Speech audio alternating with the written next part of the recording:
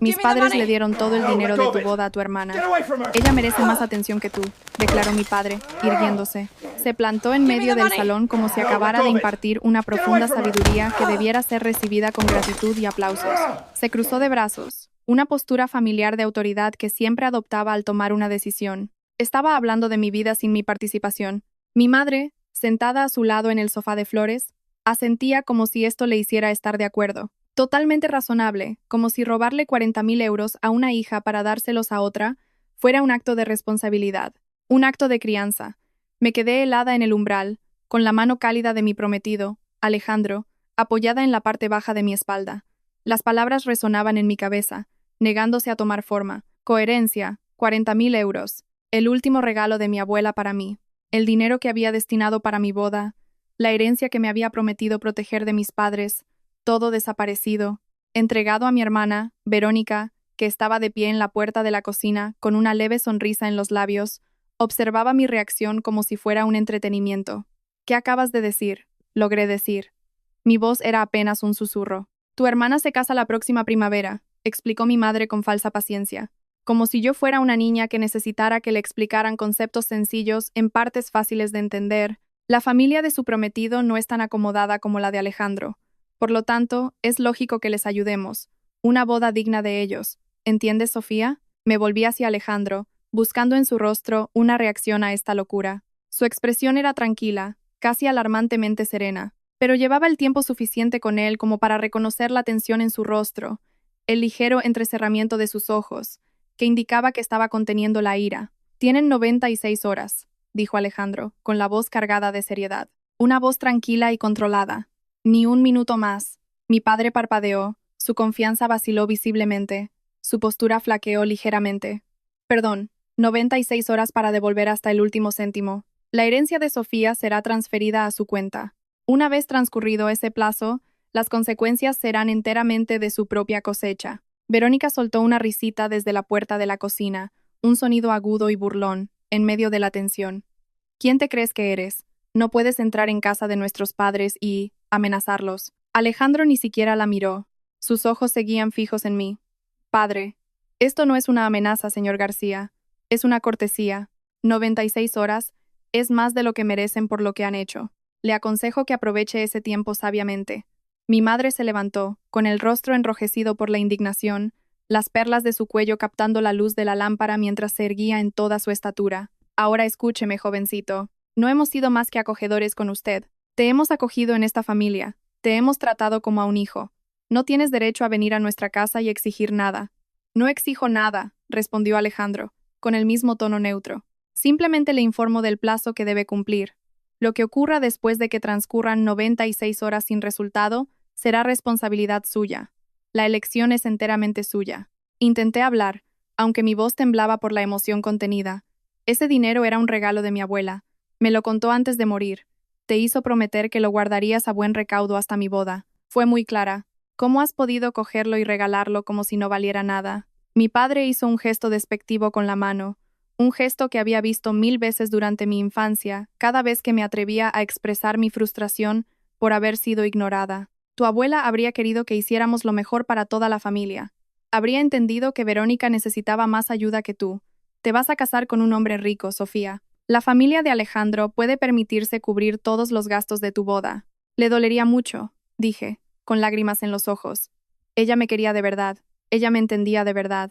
A diferencia de vosotros dos, que siempre me habéis tratado como una segundona al lado de Verónica durante toda mi vida. No seas tan dramática, dijo mi madre con un profundo suspiro, intercambiando una mirada de complicidad con mi padre. Queremos a nuestras dos hijas por igual, siempre lo hemos hecho. Esto es simplemente una decisión práctica. La mano de Alejandro se apretó sobre la mía. Vámonos. El reloj empieza a contar en cuanto salgamos por esa puerta. 96 horas. Cuando nos giramos para irnos, Verónica se adelantó, bloqueándonos el paso hacia la puerta principal. ¿De verdad vas a montar un escándalo por dinero? Algunas no tenemos la suerte de tener un prometido rico, Sofía. Quizá deberías pensar en alguien más que en ti misma por una vez en tu vida. Miré fijamente a mi hermana, con la que había crecido, compartido habitación, y a la que había defendido innumerables veces cuando otros hablaban mal de ella. El descaro de sus palabras, La total falta de autoconciencia al acusarme de egoísmo mientras acababa de recibir mi herencia robada era casi demasiado para soportar. Apártate, dijo Alejandro en voz baja, y algo en su tono hizo que Verónica se hiciera a un lado sin decir una palabra más. Salimos de la casa de mis padres a la fresca tarde sevillana. No miré atrás. La puerta se cerró detrás de nosotros con un suave clic, pero de alguna manera sonó más fuerte que un portazo. Al crecer en Sevilla, siempre me enseñaron a comprender que Verónica era más sensible y necesitaba más atención, comprender que a ella le costaba estudiar mientras que a mí me iba bien. Por lo tanto, naturalmente, nuestros padres tenían que concentrar sus limitados recursos en ayudarla a tener éxito. Comprender que cuando solo había dinero para que una de nosotras fuera a un campamento de verano, tenía sentido que fuera Verónica, porque necesitaba más desarrollo social que yo. Comprender, siempre comprender, que mis necesidades siempre eran secundarias porque, de alguna manera, de formas que nunca se explicaron claramente, las necesidades de mi hermana eran más urgentes, más válidas, más merecedoras de los recursos de mis padres. El viaje de vuelta a nuestro apartamento transcurrió en silencio durante los primeros 15 minutos. Alejandro conducía, con una mano en el volante y la otra sobre mi rodilla, como un ancla firme en medio de mi torbellino de pensamientos. Miré por la ventanilla. Las conocidas calles de Sevilla pasaban borrosas, tratando de asimilar lo que acababa de ocurrir en la casa de mi infancia. Finalmente dije, con la voz vacía, no debería sorprenderme. Esto es exactamente lo que son, lo que siempre han sido. He pasado 25 años viéndolos priorizar a Verónica por encima de mí, y sin embargo, de alguna manera, me permití creer que mi boda sería diferente. No sorprenderse no lo hace menos doloroso, respondió Alejandro en voz baja. Tenía razón. Saber que mis padres eran capaces de hacer algo así no disminuía el dolor de experimentarlo. De hecho, lo empeoraba. Todos esos años diciéndome a mí misma que las cosas serían diferentes cuando fuera adulta, cuando tuviera mi propia vida, cuando demostrara mi éxito e independencia, todo había sido en vano. A los ojos de mis padres, yo siempre sería la hija que no los necesitaba, y por lo tanto, la hija que no los merecía. Pensé en mi abuela, en los veranos que pasé en su pequeña casa junto al río a las afueras de la ciudad. Me enseñó a cuidar el jardín, a hacer pan desde cero, a tocar melodías sencillas en su viejo piano. Me escuchaba quejarme de sentirme invisible en casa, y siempre me hacía sentir importante. Cuando me habló del dinero que estaba ahorrando para mi boda, me hizo prometer que elegiría a alguien que me valorara como ella me valoraba a mí. Mereces ser la primera opción de alguien, me dijo, con su mano huesuda apretando la mía en una de nuestras últimas conversaciones antes de que el cáncer se la llevara. No te conformes con que te den por sentada, Sofía, ni en el amor ni en la vida. Prométemelo. Se lo prometí. Y cumplí esa promesa cuando conocí a Alejandro. Nos conocimos hace 3 años en la fiesta de cumpleaños de un amigo en común. Y desde nuestra primera conversación, todo encajó. No me veía como alguien a quien manejar o tratar con condescendencia, no como la hija menor que debía estar agradecida por las migajas de atención que recibía, sino como una persona con pensamientos y sentimientos que realmente importaban. Cuando le hablé de mis problemas familiares, no desestimó mis preocupaciones, ni me dijo que estaba exagerando como muchos otros habían hecho. Simplemente escuchó, realmente escuchó, y luego me demostró con sus acciones lo que significaba ser tratado con respeto y amor de manera constante. Ahora, sentada a su lado, viéndolo conducir entre el tráfico de la tarde, sentí ese contraste más agudamente que nunca. En un solo enfrentamiento, Alejandro había demostrado más preocupación por mi bienestar que mis padres en 25 años de crianza. La amenaza que había hecho no era realmente por el dinero. Me di cuenta de que se trataba de la responsabilidad. Se trataba de obligarlos a reconocer, por una vez en sus vidas, que sus acciones tenían consecuencias que no podían ignorar tan fácilmente. ¿Qué pasará después de 96 horas? Pregunté en voz baja. Si no devuelven el dinero, Alejandro me miró brevemente antes de volver a mirar a la carretera. Depende de si corrigen este error, y si eligen no hacerlo, entonces se darán cuenta de que la hija a la que han dado por sentada durante tantos años no es tan débil como siempre han pensado. Tu padre trabaja en el Hospital Universitario Virgen del Rocío, ¿verdad? En administración. Asentí lentamente. Una sensación de frío se instaló en mi estómago. Ha estado allí durante casi 16 años. No es un trabajo glamuroso, pero es estable. Está orgulloso de su puesto. Mi padre es miembro del Consejo de Administración del hospital, dijo Alejandro con calma. Entre muchos otros consejos de toda la ciudad, nunca le he pedido que use esa influencia para ayudarme. Nunca he necesitado hacerlo. Pero Sofía, lo que tus padres hicieron esta noche Ha cruzado una línea que no puedo ignorar. Lo miré fijamente, tratando de reconciliar al hombre tierno del que me había enamorado con esta nueva faceta que estaba viendo. Alejandro, no quiero que arruines la carrera de mi padre por esto. Sigue siendo mi padre, a pesar de todo. Yo tampoco quiero eso, respondió con sinceridad. Por eso les di 96 horas. Es tiempo más que suficiente para que hagan lo correcto, para que devuelvan lo que tomaron, para que admitan que se equivocaron. Si eligen no aprovechar esa oportunidad, las consecuencias que se deriven serán de su propia cosecha, no mías, no tuyas, sino de ellos. Entramos en el aparcamiento de nuestro edificio de apartamentos cerca del río. Alejandro apagó el motor, pero no hizo ningún movimiento para salir. El aparcamiento estaba en silencio, salvo por el tic-tac del motor al enfriarse. Sofía, necesito que entiendas algo de verdad, dijo, girándose para mirarme de frente.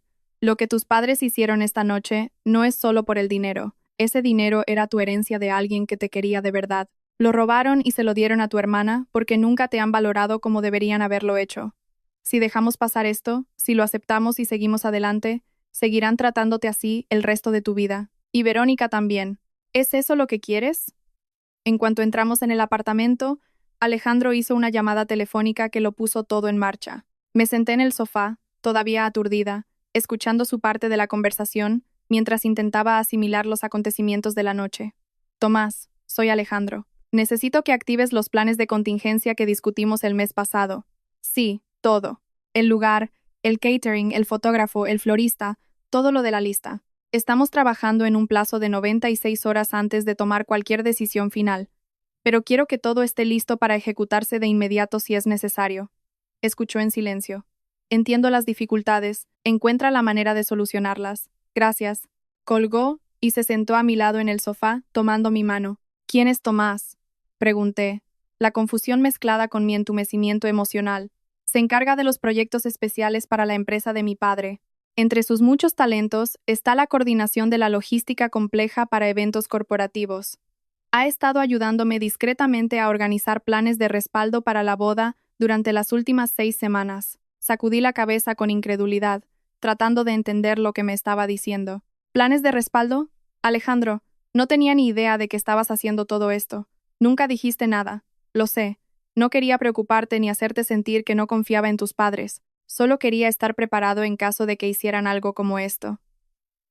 Hizo una pausa, su pulgar dibujando círculos en el dorso de mi mano. Tus padres insistieron en participar mucho en la planificación de la boda. Mi madre se había hecho cargo de la selección del lugar, el catering y varios de los principales proveedores. La había visto tomar decisiones sin consultarme. Ignoraba mis preferencias, descartaba mis opiniones como si no importaran. Dijo que sabía lo que era mejor, murmuré, recordando la docena de pequeñas discusiones que había dejado pasar para mantener la paz. Dice muchas cosas, pero reconocí el patrón y decidí prepararme para la posibilidad de que su participación se convirtiera en un problema que necesitáramos resolver rápidamente. Durante la siguiente hora, Alejandro me explicó todo lo que había estado haciendo en silencio. El lugar original era una hacienda donde mi madre tenía contactos sociales, un lugar que había elegido a pesar de mis objeciones, porque quería impresionar a ciertas personas de su círculo. El plan de respaldo de Alejandro era el gran salón de baile del histórico Hotel Alfonso XIII, uno de los lugares más prestigiosos de Sevilla, ya reservado a su nombre. 1. El catering en el que mi madre había insistido era un amigo suyo que cobraba precios exorbitantes por comida mediocre. La alternativa de Alejandro era un chef galardonado, especializado en cocina de la huerta a la mesa y ansioso por encargarse del evento. Cada proveedor con el que mis padres habían estado en contacto tenía un sustituto mejor esperando entre bastidores. Esto debe de haber costado una fortuna, dije, abrumada por la magnitud de lo que había hecho sin mi conocimiento. Mantener las reservas y los depósitos costó algo, pero los gastos importantes solo se producirían si realmente utilizáramos los servicios. Y aún así, mis padres ya habían expresado su deseo de contribuir a nuestra boda. Te adoran, Sofía. Mi madre me ha dicho en numerosas ocasiones que te ve como la hija que siempre quiso. Estarían encantados de ayudarnos a organizar una celebración espectacular. Pensé en los padres de Alejandro, en la calidez y la aceptación genuina que me habían mostrado desde la primera cena que compartimos. Su madre, Gracia, me había abrazado de inmediato, preguntándome por mis intereses, mis aspiraciones profesionales y mis sueños para el futuro. Su padre, Guillermo, Se había tomado el tiempo de entenderme como persona, no solo como la novia de su hijo. Me trataron con un respeto y un afecto que hacían que el comportamiento de mis propios padres fuera mucho más atroz en comparación. No quiero depender de la fortuna de tu familia, dije con cuidado. Esa fue una de las razones por las que quería usar el dinero de mi abuela para la boda. Era mi dinero. Era algo que podía aportar a nuestra vida en común, algo que venía de mi lado de la familia. Alejandro apretó mi mano suavemente. Lo entiendo perfectamente. Y si tus padres devuelven el dinero en 96 horas, podemos proceder exactamente como estaba previsto. Tu contribución, el regalo de tu abuela, todo será como estaba destinado a ser. Pero si no lo hacen, no quiero que su egoísmo disminuya el valor de nuestra boda o de nuestro futuro. Construiremos algo increíble juntos, con o sin su participación. Las lágrimas finalmente rodaron por mis mejillas, no solo de tristeza, sino también de la clara comprensión de que había encontrado exactamente lo que mi abuela quería para mí. Alguien que me veía, que me valoraba y que se negaba rotundamente a permitir que me trataran como algo menos de lo que merecía. ¿Y mis padres? Te pregunté, ¿qué les pasará si no devuelven el dinero? La expresión de Alejandro se volvió seria. El puesto de tu padre en el hospital depende de la buena voluntad continuada de varios miembros del consejo, incluido mi padre. Esa buena voluntad puede verse afectada. Además, el negocio de diseño de interiores de tu madre depende en gran medida de las referencias de ciertos círculos sociales de Sevilla, círculos que se solapan significativamente con la red de amigos y socios comerciales de mi familia. Esas referencias podrían agotarse muy rápidamente. Podrías arruinarlos, dije en voz baja, el peso de ese poder cayendo sobre mí. Podría hacerles las cosas muy difíciles, me corrigió. Que eso ocurra o no depende enteramente de ellos. Tienen 96 horas para demostrar que son capaces de hacer lo correcto. Realmente espero que tomen la decisión correcta por el bien de todos. Pensé en mis padres, en la vida cómoda que se habían construido, en las expectativas que siempre habían tenido para su hija mayor, a la que daban por sentada. Nunca habían imaginado que algún día yo podría tener acceso a recursos e influencia que superaran con creces los suyos. Me habían descartado como la hija que no los necesitaba, sin pensar nunca que podría convertirme en alguien con quien necesitarían desesperadamente mantener una buena relación.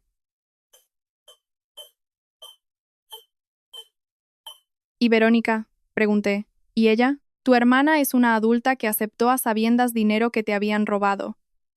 Si sufre las consecuencias de esa elección, será enteramente por su propia cuenta.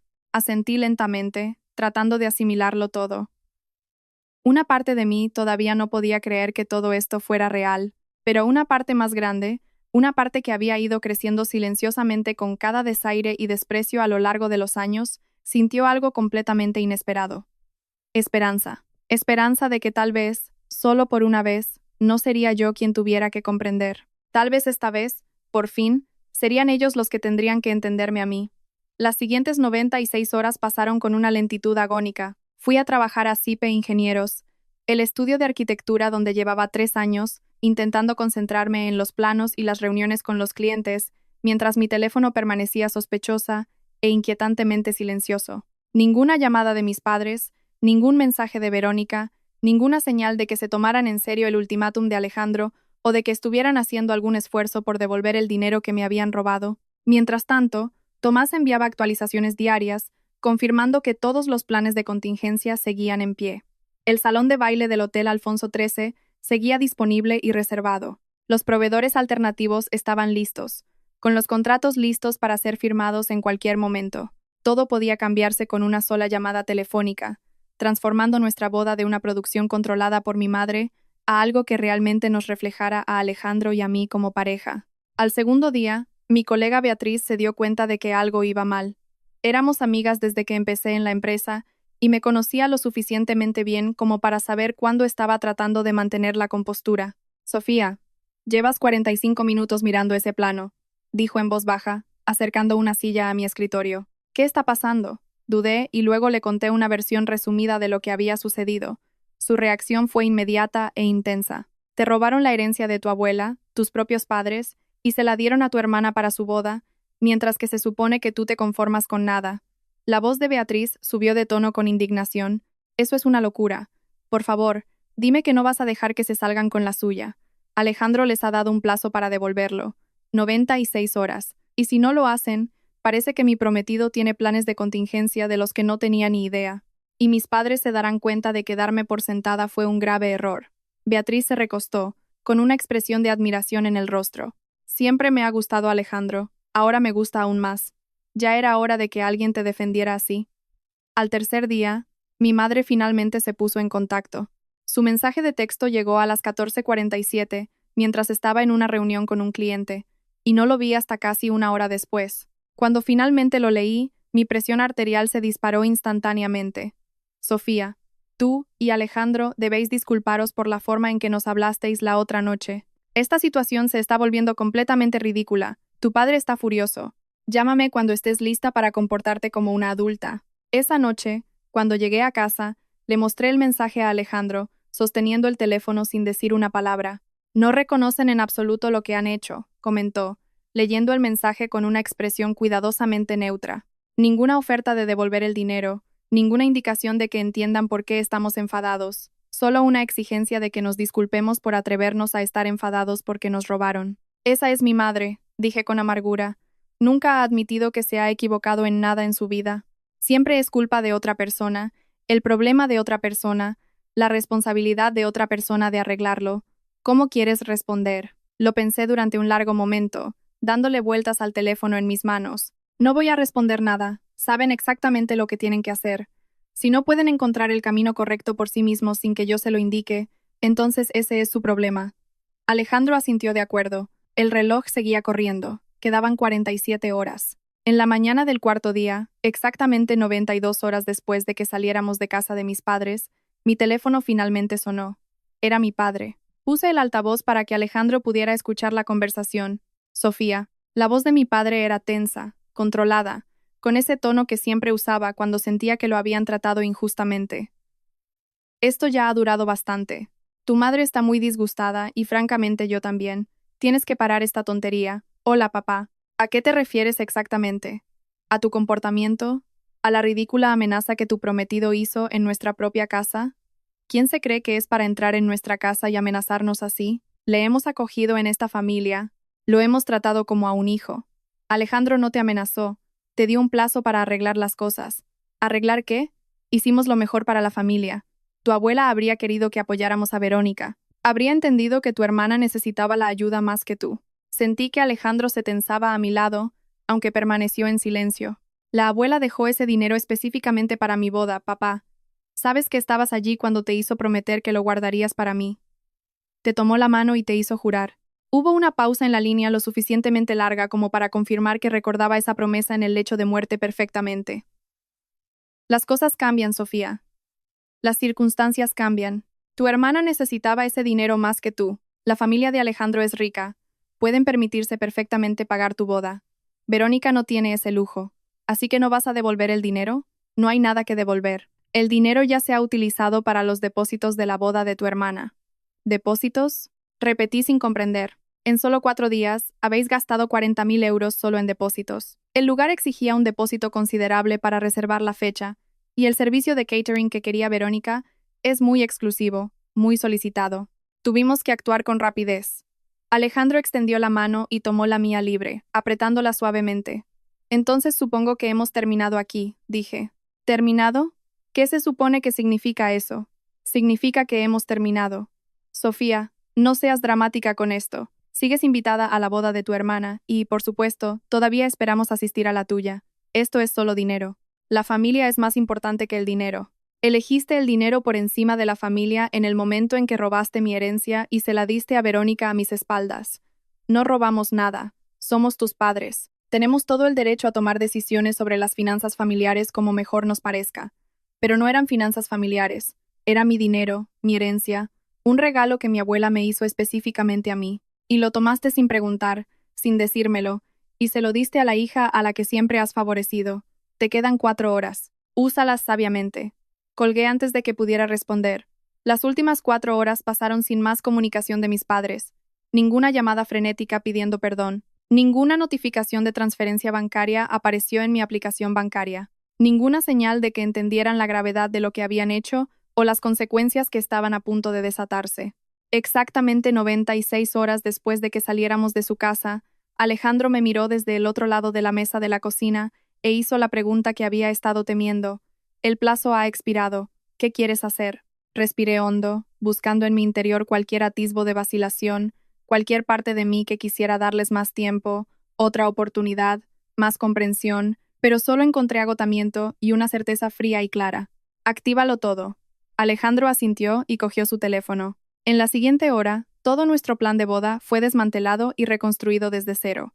El lugar de la hacienda que mi madre había elegido sin consultarme fue cancelado. El depósito, perdido. El Hotel Alfonso XIII fue confirmado oficialmente. El gran salón de baile estaba reservado a nuestro nombre. Todos los proveedores que mis padres habían organizado o influenciado fueron reemplazados por las alternativas examinadas por Alejandro. La lista de invitados también fue revisada, eliminando a todos los que habían sido invitados, principalmente a instancias de mis padres. Tomás informó en una conferencia telefónica esa noche que las nuevas invitaciones podrían enviarse al día siguiente. Ya tengo al equipo de diseño preparado. Podemos imprimirlas y enviarlas en 48 horas, o podemos enviar invitaciones electrónicas de inmediato si prefieren una distribución más rápida. Envía las electrónicas a la mayoría de los invitados, decidió Alejandro, mirándome para confirmar. Las de papel para la familia cercana y los amigos que las apreciarán. Y Tomás, asegúrate de incluir una breve nota explicando que las circunstancias nos obligaron a cambiar de lugar y que nos disculpamos por cualquier confusión. Entendido. En cuanto a la lista de invitados anterior, los que han sido eliminados no recibirán nada. Ninguna notificación, ninguna explicación. Simplemente no asistirán. Cuando la conferencia telefónica terminó, me senté en silencio por un momento, aturdida. La velocidad y la eficiencia con la que Alejandro había eliminado la participación de mis padres de nuestra boda era casi aterradora. En una sola tarde, todo rastro de su influencia había sido borrado. ¿Estás bien?, preguntó Alejandro en voz baja. No estoy segura, admití. Una parte de mí se sentía aliviada. Otra parte sentía que estaba viendo a mi familia desmoronarse en tiempo real. Y una parte de mí se preguntaba si debería haber intentado más duro hacerles entender. Alejandro se sentó a mi lado y tomó mis manos. Has pasado 25 años tratando de hacerles entender. 25 años de ser paciente, flexible, la hija que nunca causó problemas. ¿Y qué te ha aportado? Una herencia robada y unos padres que todavía esperan que te disculpes por estar molesta por ello. Lo sé. Sé que tienes razón. Simplemente duele. Por supuesto que duele. Son tus padres. No importa lo que hayan hecho. Esa conexión existe. El dolor que sientes no es debilidad, es humanidad. Hizo una pausa. Pero el dolor no significa que tengas que aceptar el maltrato. Puedes querer a la gente y aún así negarte a que te sigan haciendo daño. Las respuestas a nuestras nuevas invitaciones comenzaron a llegar en pocos días. La mayoría de los invitados que realmente queríamos en nuestra boda estaban encantados con el cambio de lugar, y varios comentaron que el Hotel Alfonso XIII era una opción mucho más elegante que la hacienda. Aquellos a los que habíamos eliminado de la lista de invitados parecían no darse cuenta de que algo había cambiado, que era exactamente lo que queríamos. Pero las noticias viajan rápido en las familias, y no pasó mucho tiempo antes de que mis padres se enteraran de lo que había sucedido. El primer mensaje de mi madre llegó un martes por la tarde. Sofía, acabo de saber por tu tía Margarita que recibió una nueva invitación de boda con un lugar diferente. ¿Qué está pasando? ¿Por qué no se nos informó de este cambio? No respondí. El segundo mensaje llegó 2 horas después. He intentado llamar a la hacienda y me han dicho que nuestra reserva ha sido cancelada. ¿Qué has hecho? Llámame inmediatamente. Tampoco respondí a esa. Para el miércoles por la noche, mi padre se había unido al aluvión de mensajes. Los suyos eran más furiosos, más llenos de acusaciones. Tu madre está llorando. ¿Cómo puedes tratar así a tu propia familia? Te criamos, te lo dimos todo, ¿y así es como nos lo pagas? Le mostré los mensajes a Alejandro sin decir palabra. Siguen sin entenderlo, observó. Realmente creen que son las víctimas en esta situación. Siempre lo han creído.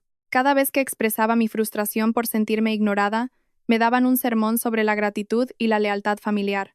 Mis sentimientos nunca parecían importar, solo los suyos eran válidos. El jueves por la mañana, mi hermana, Verónica, finalmente intervino con un largo mensaje de texto que apenas pude leer, sin reírme de lo absurdo que era.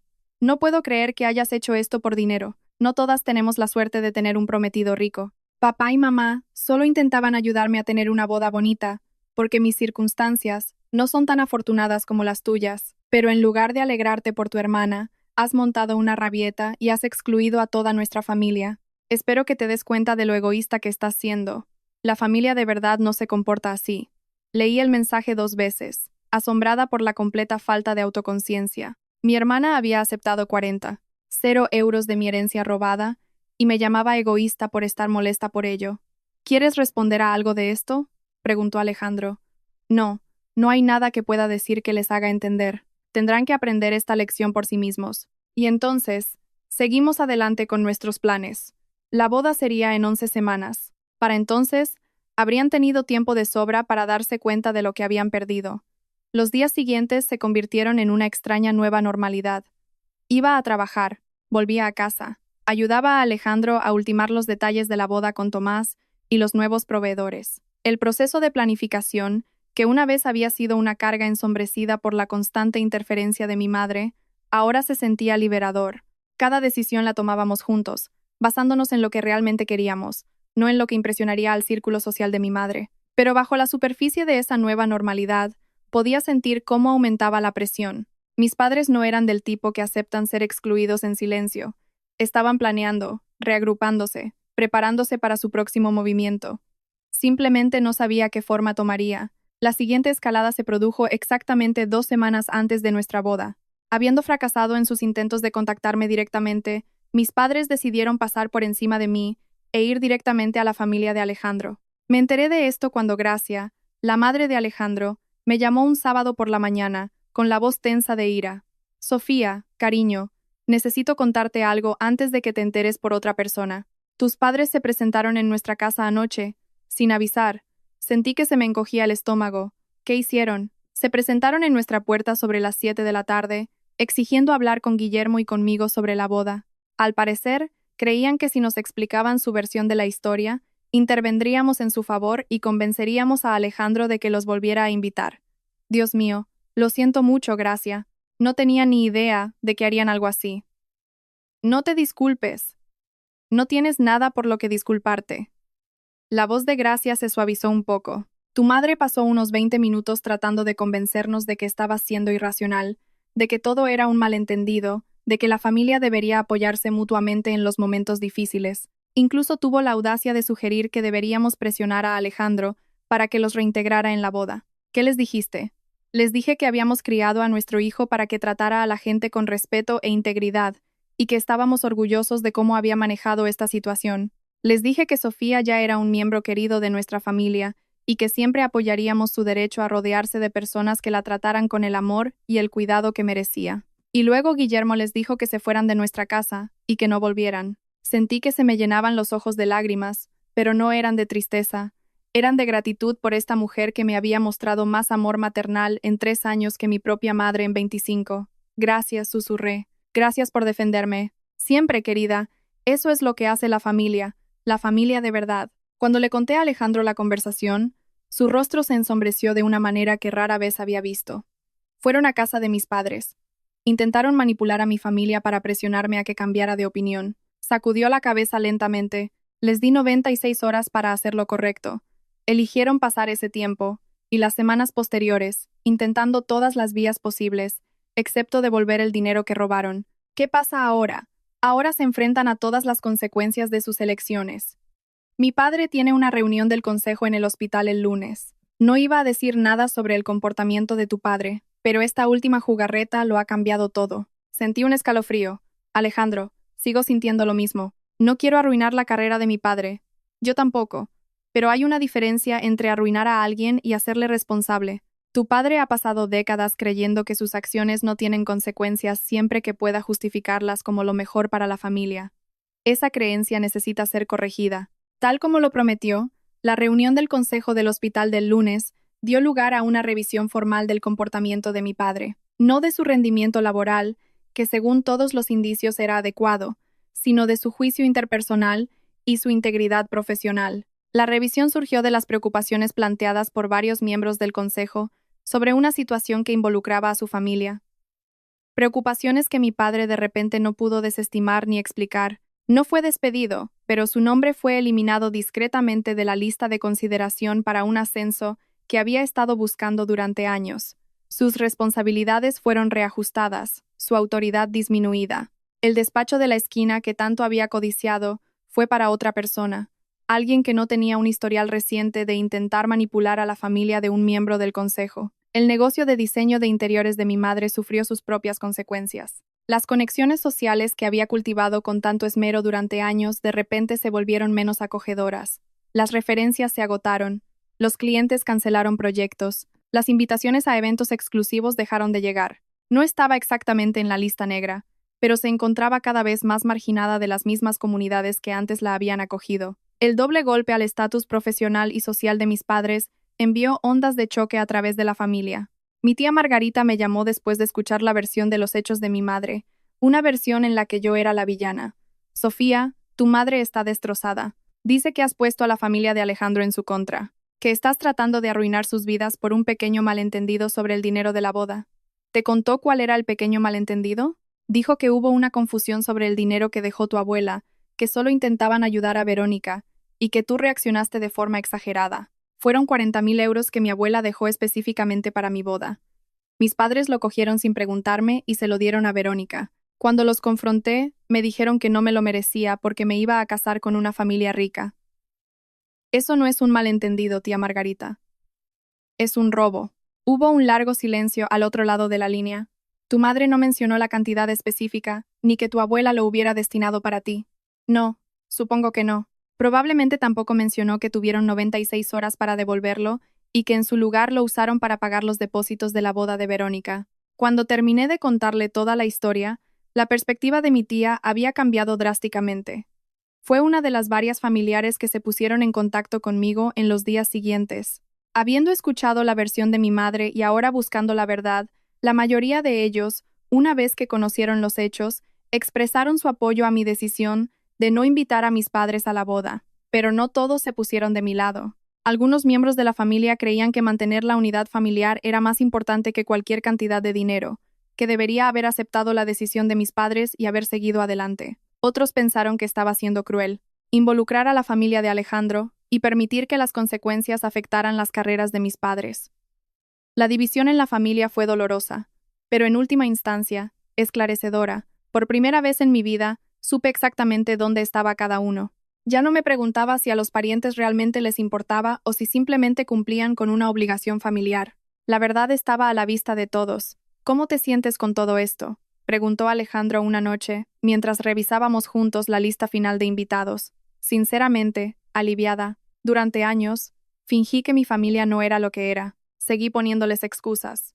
Seguí creyendo que si me esforzaba lo suficiente, finalmente me verían como yo quería que me vieran. Pero la verdad es que algunas personas nunca te valorarán, no importa lo que hagas. Y una vez que lo aceptas, puedes dejar de malgastar energía tratando de ganarte un amor que nunca estuvo realmente disponible. Es un pensamiento notablemente saludable para alguien que acaba de pasar por la implosión de su familia. Sonreí débilmente.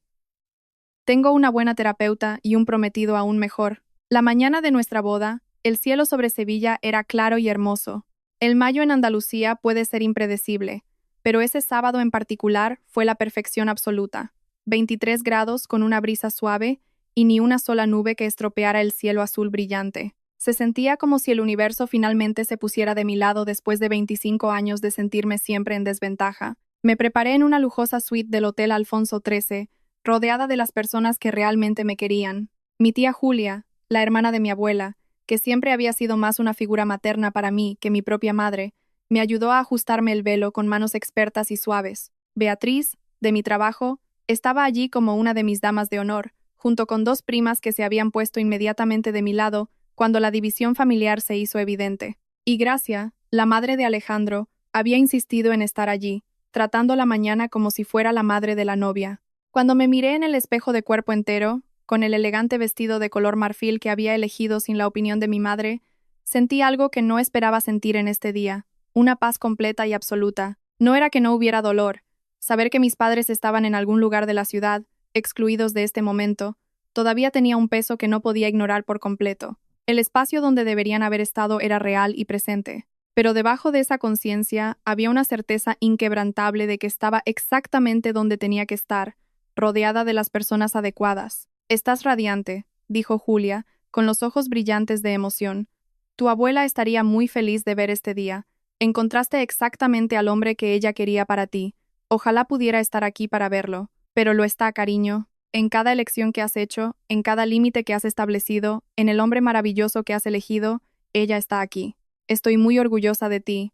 La ceremonia fue íntima para los estándares originales, pero perfecta en todos los aspectos importantes. Los 80 invitados llenaron el gran salón de baile, cada uno de ellos genuinamente allí para presenciar nuestras promesas. No hubo invitaciones por obligación, ni familiares invitados por culpa, presión social o miedo a ofender, solo amor, puro y sin las complicadas ataduras que habían plagado a mi familia durante tanto tiempo. Cuando el cuarteto de cuerda comenzó a tocar y las puertas se abrieron para mi entrada, sentí que el peso de 25 años de sentirme ignorada se desvanecía por completo de mis hombros. Mi tío Walter, el hermano de mi padre, que había elegido apoyarme cuando la familia se dividió, me acompañó por el pasillo con una silenciosa dignidad. El hombre que me esperaba en el altar me miraba de la manera en que siempre había soñado que me miraran, como si importara, como si fuera suficiente, como si fuera su primera opción, su única opción, la persona con la que quería construir una vida.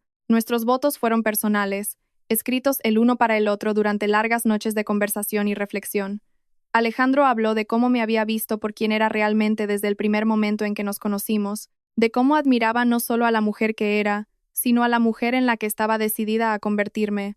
Habló de verme navegar por las dificultades de mi familia con gracia y resistencia, y de cómo esa fuerza le había hecho amarme aún más profundamente. Cuando llegó mi turno, hablé de encontrar en él exactamente lo que mi abuela siempre había querido que encontrara. Alguien que me valoraba, no por lo que podía hacer por él, sino simplemente por ser quien soy. Alguien que vio mi valía incluso cuando las personas que deberían haberla visto más claramente eligieron mirar hacia otro lado. Me enseñaste que merezco ser la primera opción de alguien, dije, con la voz firme a pesar de las lágrimas que corrían por mi rostro. Me mostraste cómo es el amor de verdad, cómo se siente una verdadera asociación, y demostraste que la familia que construyes es más preciosa que la familia en la que naces. Cuando el oficiante nos declaró marido y mujer, los aplausos que resonaron en el salón fueron de alegría genuina y sincera, sin sonrisas forzadas de padres desaprobadores, sin miradas envidiosas de una hermana favorecida, sin parientes que se preguntaran por qué se habían molestado en venir, solo las personas que realmente se preocupaban por nosotros, celebrando el comienzo de nuestra vida juntos. La recepción que siguió fue una celebración en el sentido más puro: comida deliciosa, música fantástica, risas, bailes y discursos sinceros de personas que nos conocían y nos querían. Gracia hizo un brindis que hizo llorar a todos, dándome la bienvenida oficialmente a su familia y agradeciéndome por traer una felicidad a su hijo que nunca antes había conocido. Durante toda la noche, seguí esperando que cayera el otro zapato, que mis padres aparecieran y montaran una escena, que Verónica enviara otro mensaje de texto amargo para empañar mi alegría, que algo saliera mal y me recordara que la felicidad siempre venía con condiciones para gente como yo. Pero nada salió mal.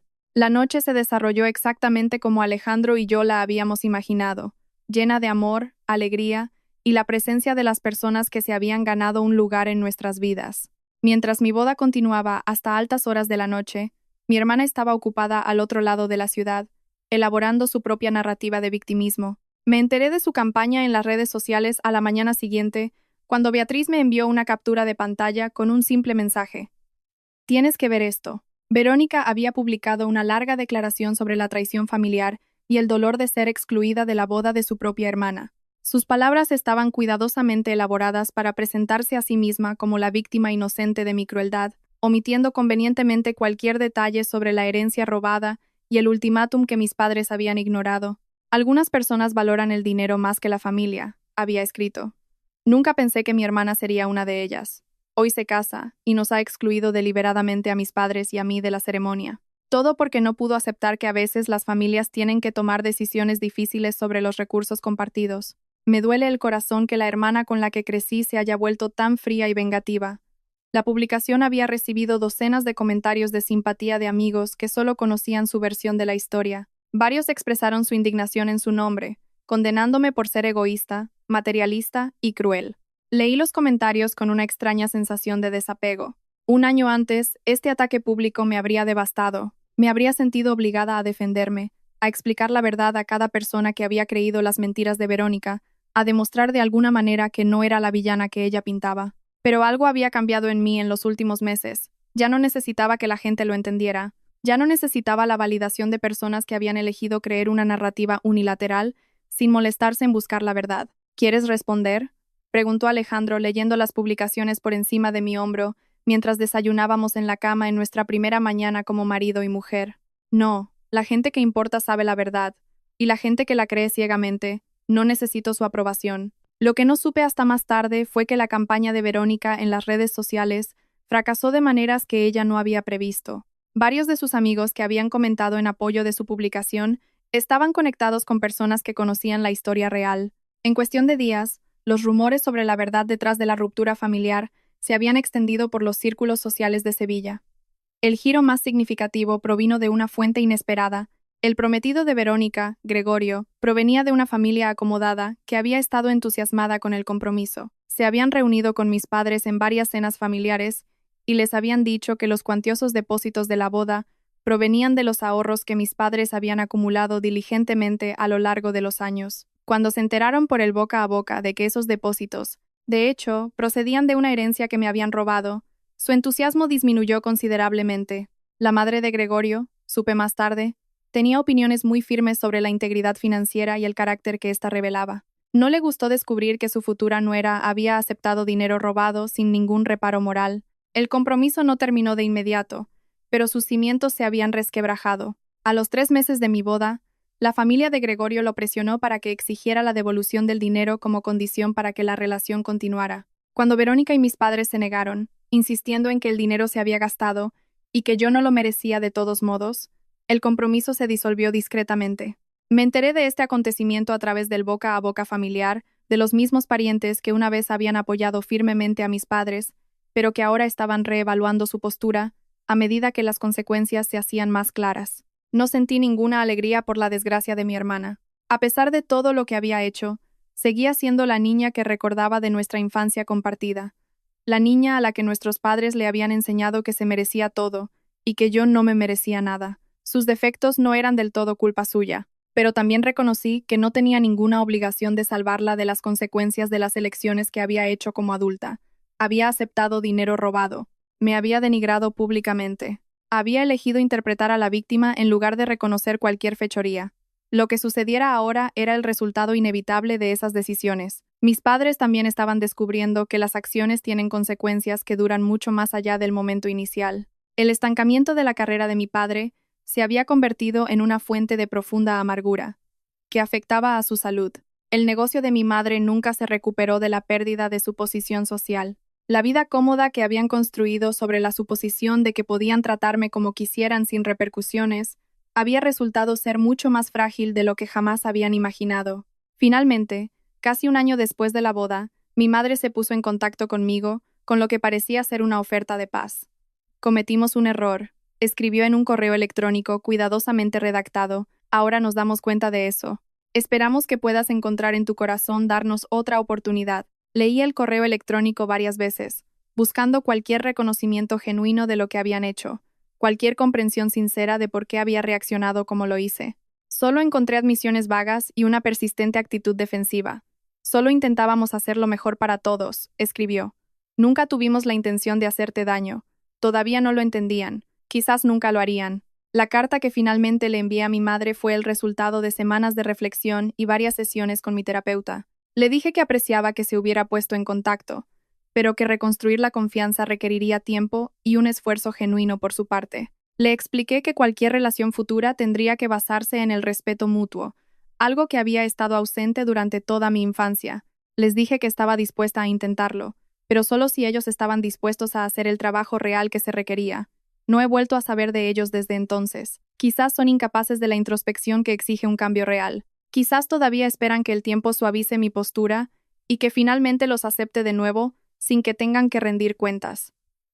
Sea como sea, he llegado a aceptar la incertidumbre. En los 2 años transcurridos desde la boda, Alejandro y yo hemos construido una vida que va más allá de cualquier cosa que pudiera haber imaginado durante esos años solitarios de sentirme invisible en mi propia familia.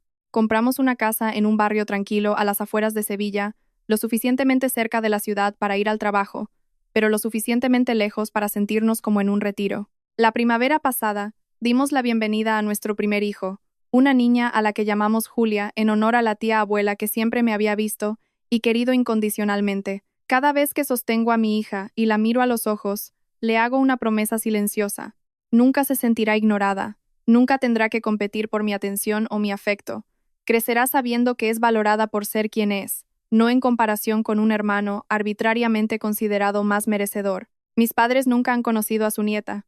Saben que existe a través de los miembros de la familia que todavía mantienen contacto con ambas partes, pero no se han puesto en contacto para solicitar una reunión. Sospecho que están esperando que yo haga la primera gestión, que sea yo quien ceda, pero ya he cedido bastante para toda una vida. Si quieren formar parte de la vida de Julia, tendrán que demostrar que realmente han cambiado. Verónica sigue soltera. El compromiso con Gregorio terminó y no ha habido otras relaciones desde entonces. La última vez que supe, trabajaba como recepcionista en una clínica dental. La gran boda de sus sueños no se materializó, junto con el hombre que se suponía que se la iba a proporcionar. No sé si ha aprendido algo de la experiencia, aunque solo sea por su propio bien. Mi padre se jubiló anticipadamente del hospital el año pasado. Su carrera nunca se recuperó del revés del Consejo de Administración. Confianza. Mi madre cerró su negocio de diseño de interiores y ahora pasa la mayor parte de su tiempo en casa. La vida cómoda que habían construido ahora se ha reducido considerablemente. Aunque no están exactamente en la indigencia, se tienen el uno al otro, y quizás eso sea suficiente para ellos. Pienso en la venganza. A veces, me pregunto qué significa realmente, y si lo que le pasó a mi familia califica. No me propuse arruinarlos. Simplemente establecí un límite y me negué a aceptar cualquier trato que disminuyera mi propio valor. Las consecuencias que se derivaron fueron el resultado inevitable de sus propias elecciones, de su propia incapacidad para aceptar la responsabilidad, de su obstinada negativa a hacer lo correcto cuando tuvieron la oportunidad. Mientras mi marido y yo bailamos en nuestro salón, en nuestro segundo aniversario de boda, con nuestra hija durmiendo plácidamente en la habitación de al lado, finalmente, entendí lo que mi abuela había estado tratando de decirme todos esos años. Perder a personas que nunca te respetaron de verdad no es una pérdida, es libertad, es el espacio para construir algo real, con las personas que realmente te valoran. Es la paz que viene de dejar de actuar para un público que nunca iba a aplaudir. La familia en la que nací nunca me entendió de verdad, pero la familia que he construido, con Alejandro, con nuestra hija, con los parientes y amigos que demostraron su lealtad cuando importaba, esa familia es todo lo que alguna vez necesité, y todo lo que me merecía. Mirando hacia atrás en el viaje que me trajo aquí, desde ese anuncio desgarrador en el salón de mis padres hasta la vida que ahora atesoro, me doy cuenta de que el último regalo de mi abuela nunca fue realmente sobre el dinero. Se trataba de mostrarme que yo merecía ser la primera opción de alguien. Se trataba de darme el valor para finalmente exigir el trato que merecía, y lo que es más importante, de confiar en que cuando encontrara a la pareja adecuada, él me respaldaría y no dejaría que nadie me tratara como menos. Había pasado mi vida infravalorándome. La venganza que obtuve fue simplemente el acto de finalmente valorarme a mí misma de la manera en que siempre merecí ser. Lo hice. Y la gran ironía es que, al hacerlo, encontré más amor y felicidad de los que mis padres jamás se molestaron en